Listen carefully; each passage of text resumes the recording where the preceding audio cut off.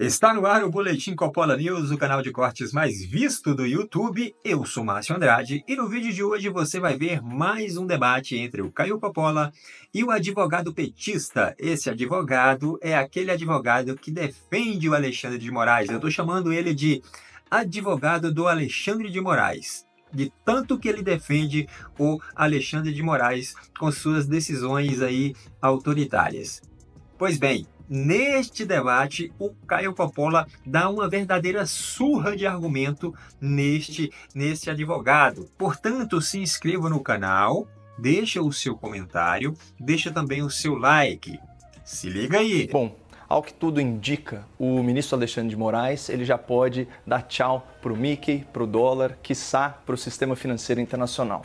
E dessa vez não adianta criar inquéritos sem fim, escolher os alvos da sua investigação ou usar a criatividade para produzir provas contra os seus críticos. Dessa vez, não dá para prender o Elon Musk preventivamente, não dá para ameaçar a família do bilionário e arrancar dele uma delação premiada para implicar o Donald Trump numa narrativa de tentativa de golpe de Estado. Quem que vai acreditar que o Trump, por exemplo, autorizou o envenenamento do Biden e ainda por cima é o líder de uma organização criminosa armada? Então, também não dá para declarar que a lei americana é inconstitucional, nem alegar que o Congresso eleito dos Estados Unidos é antidemocrático.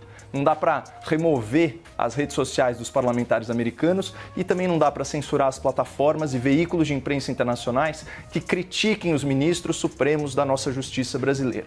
Simplesmente não dá mais. Nessa guerra do STF por poder, as armas de ontem não servem mais para as batalhas de hoje. Bom, os Estados Unidos da América, berço da democracia presidencialista, farol das liberdades individuais, já sinalizou que vai punir, dentro da sua jurisdição, conforme a lei da sua terra, as autoridades estrangeiras que violarem os direitos de empresas e cidadãos americanos ou de residentes nos Estados Unidos. Em outras palavras, um juiz que arbitrariamente abuse do seu poder e do poder do Estado para censurar, para multar, para constranger pessoas físicas ou jurídicas ilegalmente, vai sofrer consequências jurídicas. E a julgar pelas notícias dessa semana, Basília, esse parece ser o entendimento consensual do judiciário, do legislativo e do executivo lá nos Estados Unidos. Vamos começar aqui pelo judiciário. CNN Brasil, Trump Media e Rumble, que são empresas aí de plataformas de rede social, não precisam seguir ordens de Moraes nos Estados Unidos.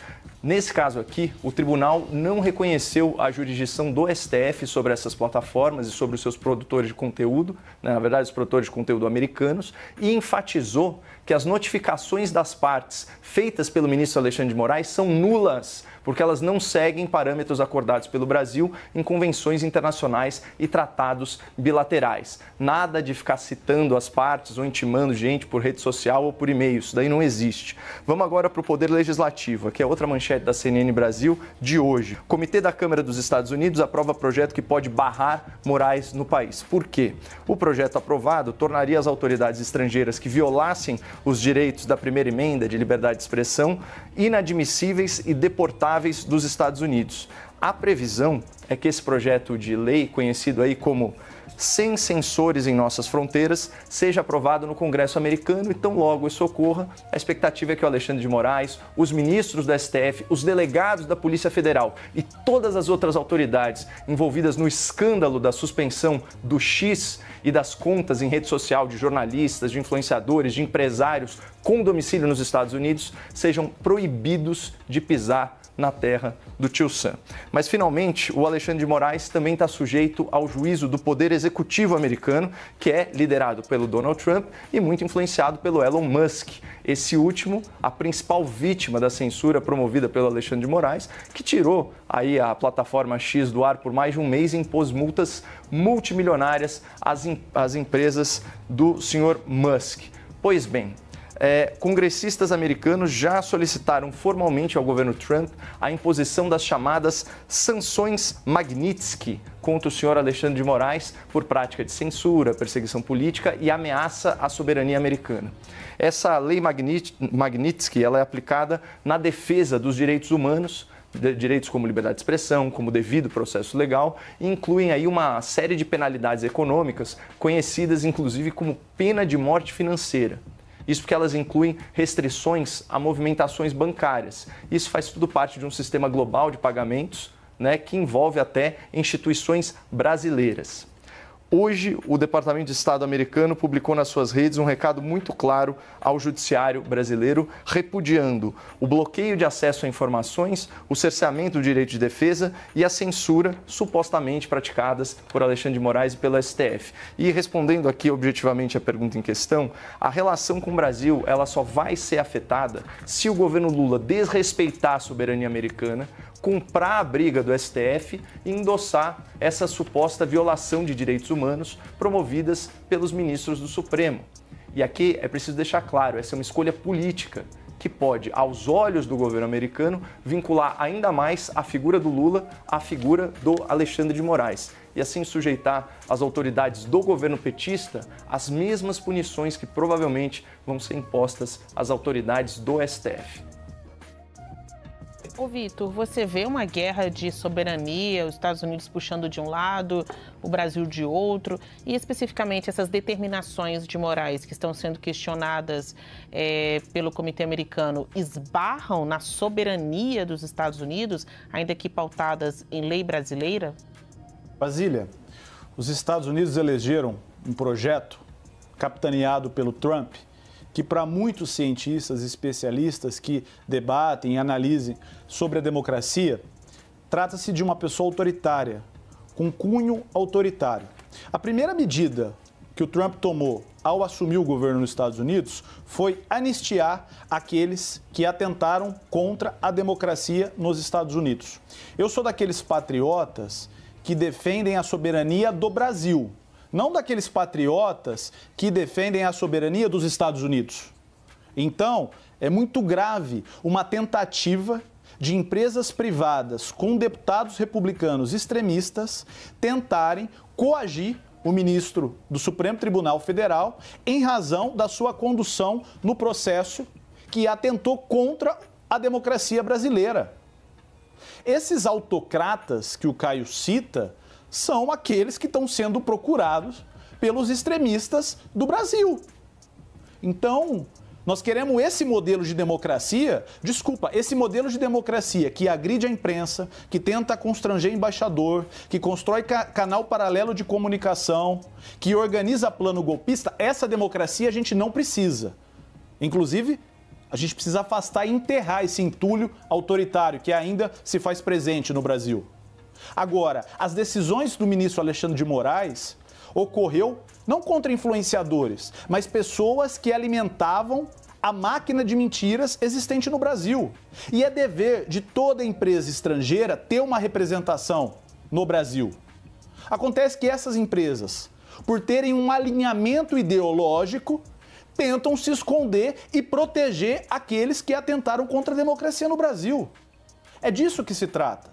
Então, eu espero que os Estados Unidos tenham sobriedade para preservar a relação histórica de diplomacia que existe com o Brasil e não abrace uma ideologia extremista e coloque isso à frente dos interesses dos dois países. E como a gente pode interpretar essa decisão do comitê nos Estados Unidos? Porque é a lei brasileira contra brasileiros, mas também contra perfis que estão em uma rede americana. Algumas decisões do Moraes foi também contra a própria empresa, né? Como no caso do X. Na sua avaliação, Coppola, as determinações de Moraes esbarram na soberania dos Estados Unidos? Ele, como juiz aqui, está alcançando a soberania lá?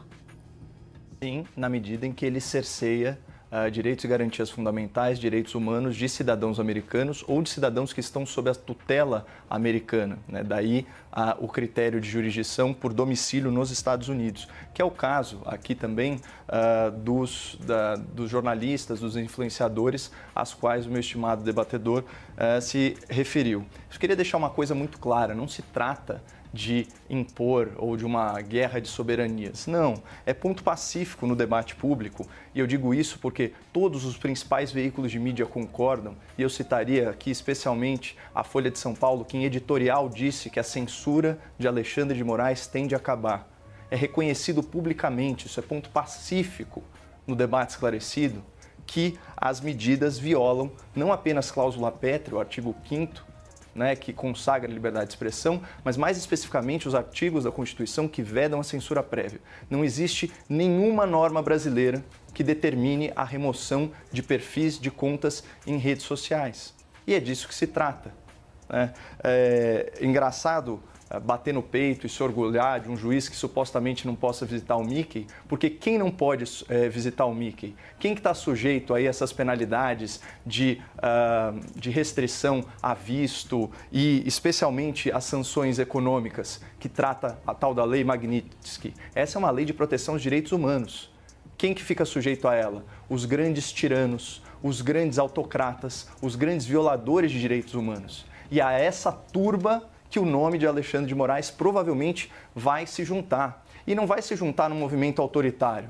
Não, a gente está falando dos Estados Unidos da América, uma democracia com quase 250 anos, um país com uma tradição democrática muito maior que a nossa, que inclusive inspirou a nossa democracia, o nosso sistema presidencialista de governo, como todas as outras democracias contemporâneas. E lá, o Congresso americano, por maioria na sua Comissão de Constituição e Justiça, seria o equivalente, na verdade, é o Comitê Judiciário da Câmara dos Representantes,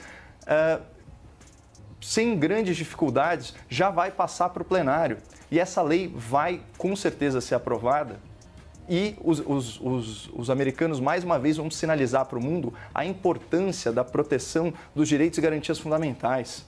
Um país que não respeita a liberdade das pessoas de se expressarem e de criticarem as suas autoridades, ou o seu sistema de votação, ou o que quer que seja, inclusive o seu poder judiciário, não pode pleitear nenhum dos outros direitos. É por isso que a questão do free speech, da liberdade de discurso, ela é basilar e ela consta da primeira emenda da Constituição americana, que por sua vez, se não me falha a memória, é do ano de 1789, pessoal. Então, eu acho que é disso que a gente está falando. Vai ser uma vergonha para o Brasil ter um ministro da Suprema Corte aí junto com tantos autocratas, oligarcas corruptos, narcotraficantes e toda a sorte de violadores de direitos humanos, né, e das leis internacionais, ter lá uma autoridade brasileira representada nessa lista, mas é o que vai acontecer se o Alexandre de Moraes, como diz a Folha de São Paulo e como é ponto pacífico no debate público, continuar impondo medidas de censura que violam a Constituição brasileira e tratados internacionais, convenções das quais o Brasil é signatário. Está literalmente todo mundo junto e misturado. Me parece que o Lula agora vai fazer aí um jantar. Ele vai dar um jantar de gala, evidentemente, porque as pessoas convidadas são pessoas de alto nível, são pessoas de gala, são pessoas de gabarito, então o jantar tem que ser de gala e o jantar do Lula vai ser nada mais, nada menos do que para os ministros do STF, os ministros do Supremo Tribunal Federal. Bom, isso é o que está rolando aí.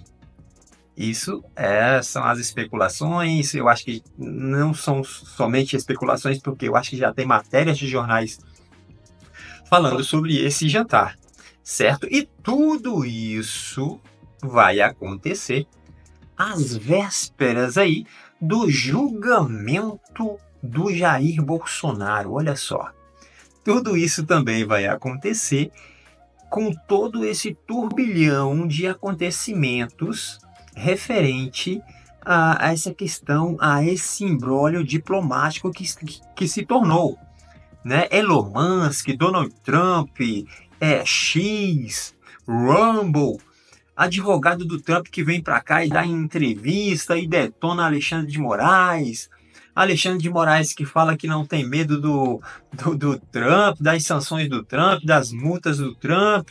Alexandre de Moraes que fala que não tem medo das ameaças do Trump, né? Que não tem medo de perder visto, que não tem medo de perder passaporte, que não tem medo de ficar sem entrar nos Estados Unidos para ir visitar a Disney. Rapaz, o negócio tá ficando feio. E no meio de tudo isso, no meio dessa bagunça toda, desse monte de acontecimentos, o Lula resolve dar aí, obviamente, um jantar. Esse jantar do Lula que eu estou chamando de jantar de gala. E não foi somente para os ministros, com certeza não foi somente para os ministros do STF, né?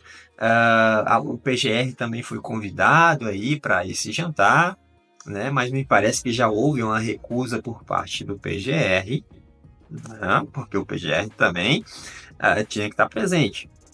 Mas me parece que ele já deu uma recuada e falou que não vai, me parece que não vai participar do jantar. Mas os demais membros do STF, me parece que estão convidados, me parece não, estão convidados e vão aí participar do jantar, né? Qual será a postura? Eu queria ser uma mosquinha, né?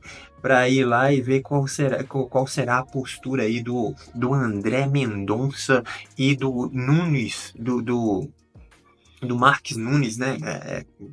Qual é o nome dele? Nunes Marques, né?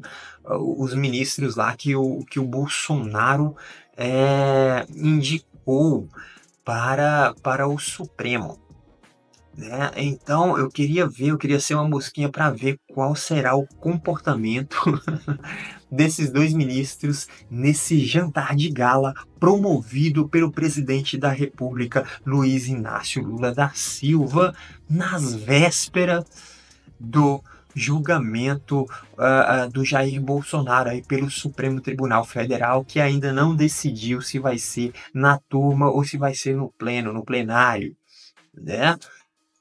Então, qual é o interesse, o real interesse de se fazer um jantar, né, nesse nível aí e convidar os ministros do Supremo Tribunal Federal? Será que é uma reunião?